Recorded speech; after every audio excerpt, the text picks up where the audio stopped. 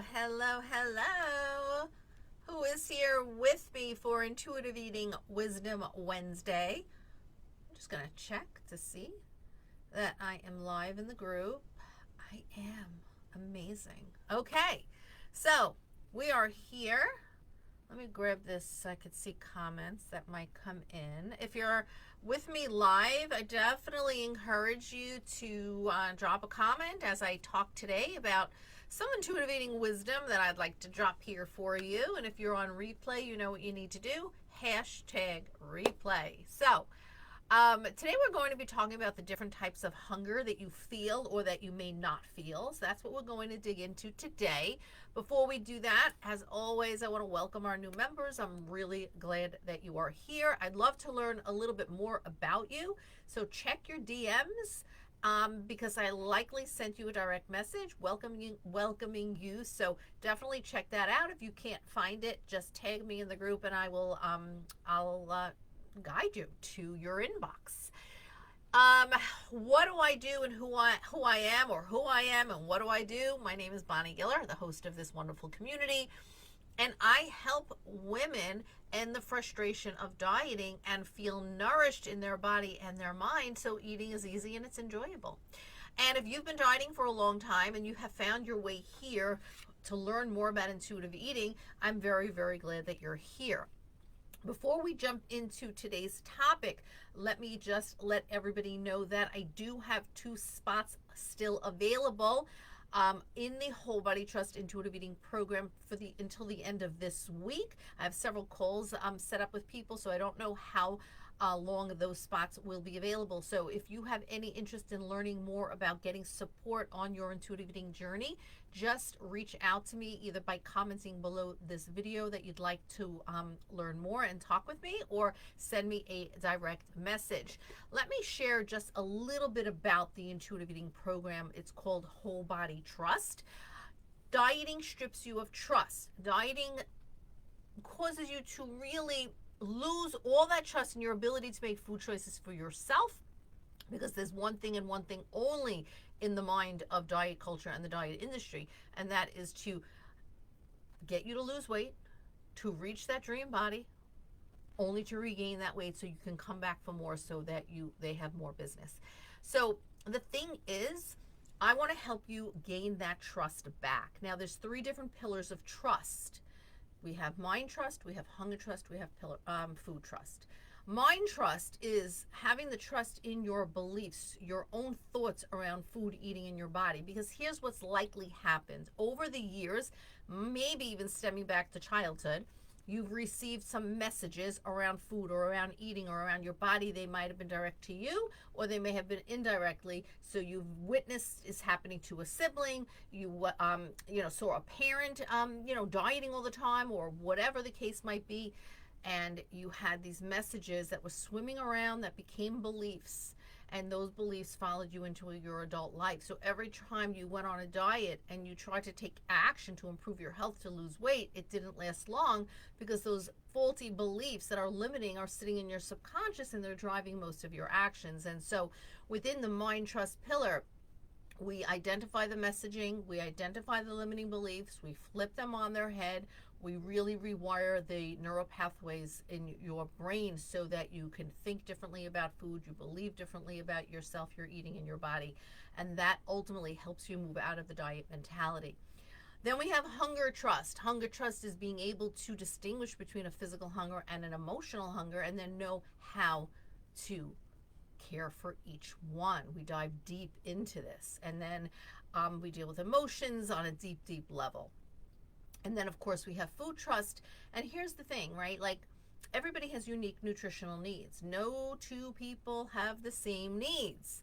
And so with food trust, you will regain trust in making your own food choices that honor your health and that honor your taste buds. And so you're eating not what you think you should eat, but what you do enjoy, but you're also able to tap inward to see, how does that feel?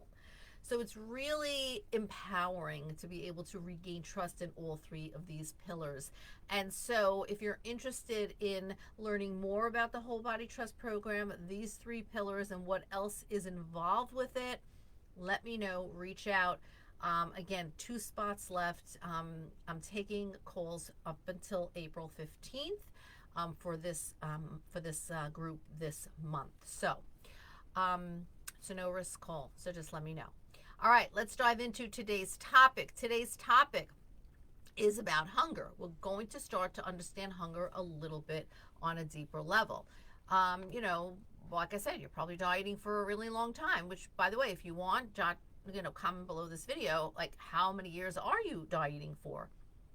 And, maybe you're realizing that, okay, I'm ready to begin my intuitive eating journey, or you've been on the journey, either way, right? You've had a lot of research, where to begin. And, you've heard this comment of, unconditional permission to eat. Have you heard of that, right? That's a very big concept here within the intuitive eating world.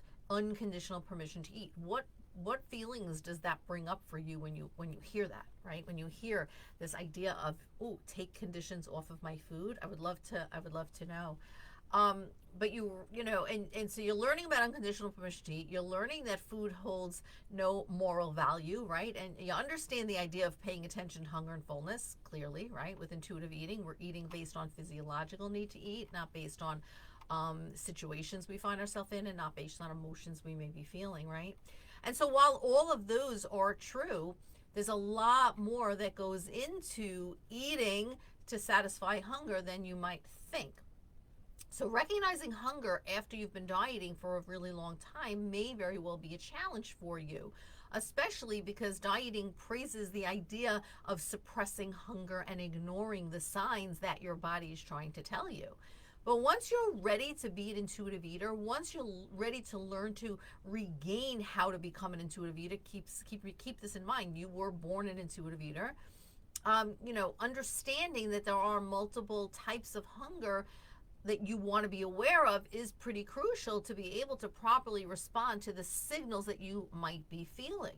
So what exactly are these different types of hunger that you want to know about in order to be able to practice intuitive eating?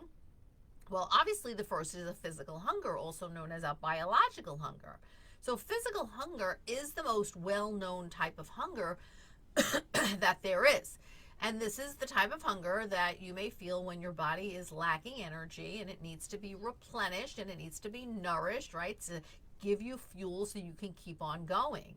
When you feel physically hungry, you might notice that your stomach is growling, maybe foods are just becoming, really appetizing. You have increased thoughts around food. Maybe you even get lightheaded if you get a little bit too hungry, right? Like if you say to yourself, oh my God, I'm so hungry, I could possibly eat anything I see right now, then perhaps you have reached the point of being over hungry. We want to always pay attention to that. Now, this idea of physical hunger or biological hunger, it's innate to you. You're born with those signals. You've moved away from connecting to that physical hunger and identifying those physical cues for many different reasons.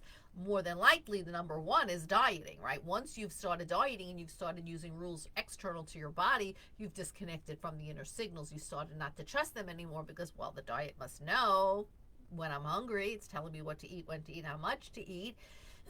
So you cause this disconnection, and so that is probably one of the most important things to recognize, that when we begin our intuitive eating journey, just saying when I eat when I'm hungry is not always as simple as it sounds, because those signals are often silenced. You're not picking them up.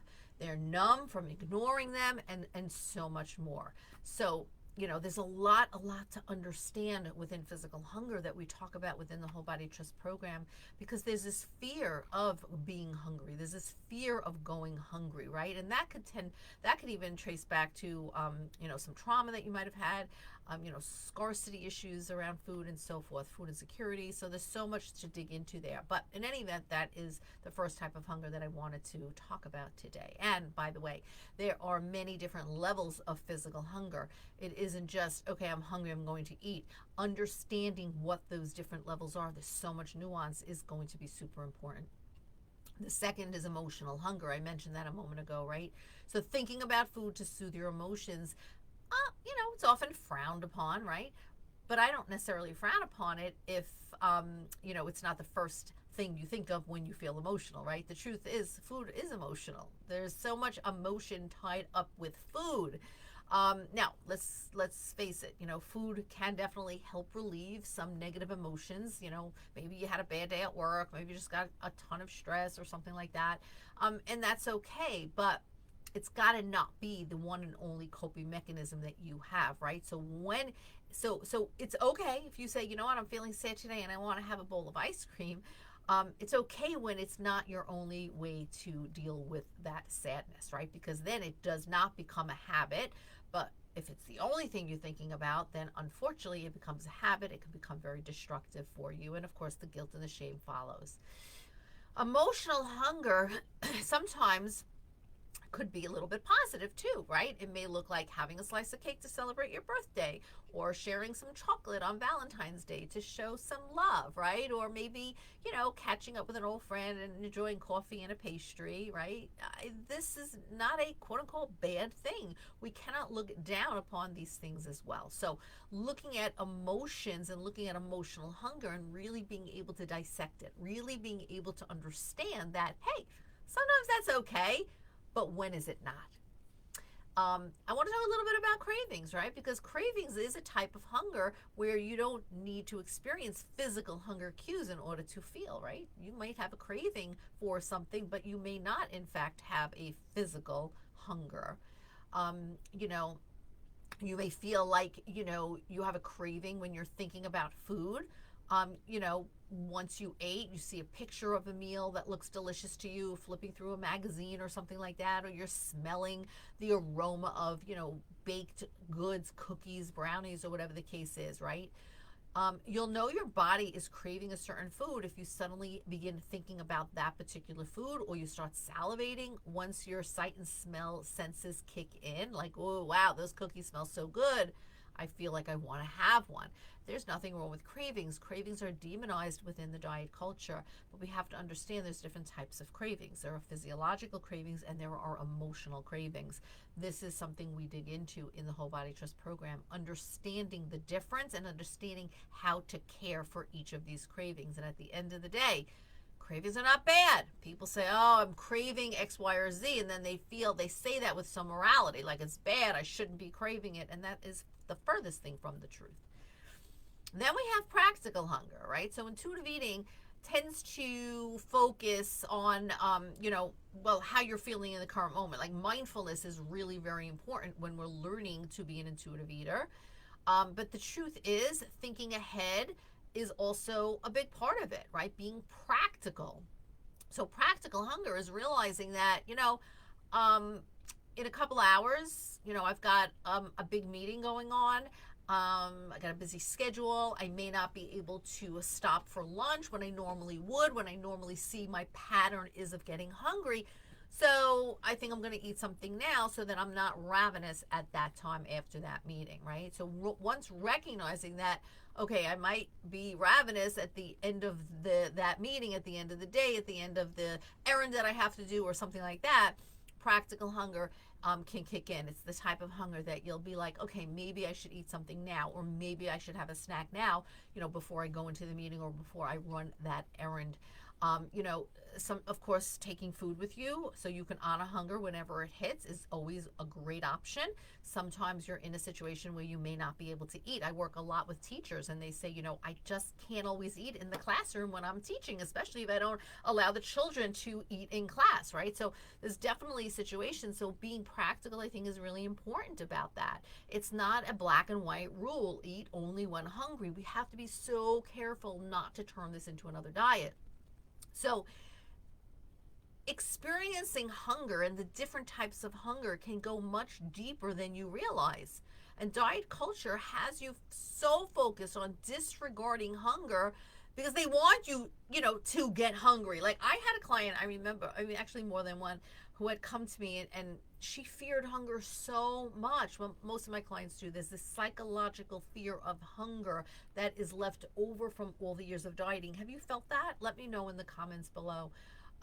And on this particular woman, right, on the diet that she was following, the people who ran that diet, praised them for feeling hungry, like really hungry, and not honoring the hunger. Like, oh, great, you didn't eat when you were hungry because it wasn't time. I mean, logically, it just does not even make any sense, right?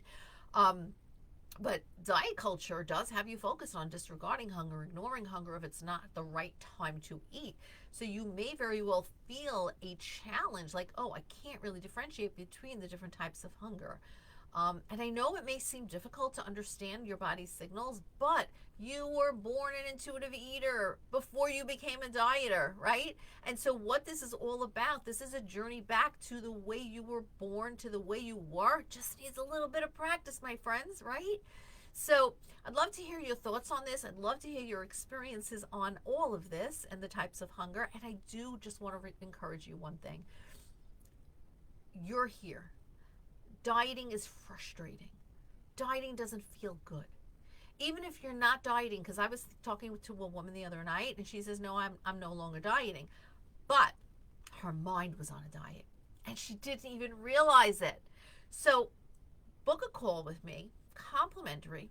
Let's see where you're at in your journey, where you want to go, and what we need to do to get you there. Because it's okay to ask for support and you really don't need to go this alone. I really know from my experience that people who try to go this alone are continuously trying year after year after year. And so if you don't want that to be you, if the years are passing you by like they are passing me by, and you want to have that space in your brain to enjoy your life and not to be so wrapped up in food challenges and the frustration of dieting, and you want to feel nourished in your mind and your body, and you want eating to be easy and enjoyable, then reach out to me. Once again, 2 spots left for April in the Whole Body Trust Intuitive Eating Program. Happy to talk to you about what those details are. You just comment below. You can post the words details, please, or just send me a direct message. And I hope to talk with you soon. Have a great rest of your day.